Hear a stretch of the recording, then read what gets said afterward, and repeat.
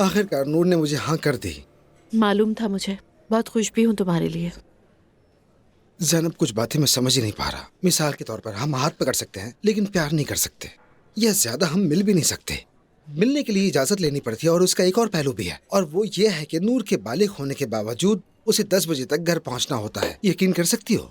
जल्दी शिकायत कर रहे हो? शिकायत नहीं कर रहा, बस समझना चाहता हूँ। रमीज देखो, तुम्हारा नूर के साथ रिश्ता कभी भी दूसरों जैसा हो ही नहीं सकता। नूर तुम्हारे घर नहीं रुकेगी, तुम कभी छुट्टियां एक साथ नहीं गुजार पाओगे, तुम्हारा कोई फिजिकल रिलेशन नहीं बनेगा। रमीज एक बात और सुनो, तुम बाहर हाथ पकड़ के घूमने का सोचना भी नहीं। तुम समझ रहे हो ना?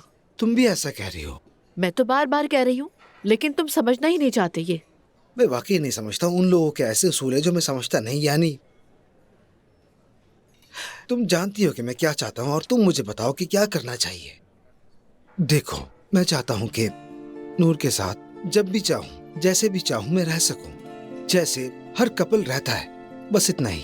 तो फिर तुम्हें शादी करनी पड़ेगी। क्या शादी के बगैर? ऐसा नहीं हो सकता। वो जिस फैमिली की है रमीज, वहाँ शादी के बगैर कुछ भी नहीं हो सकता।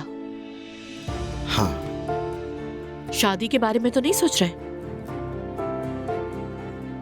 रमीज, कुछ ना सोचो, ये बच्चों का खेल नहीं है भाई। पहले एक दूसरे को अच्छी तरह जान लो, उसके बाद।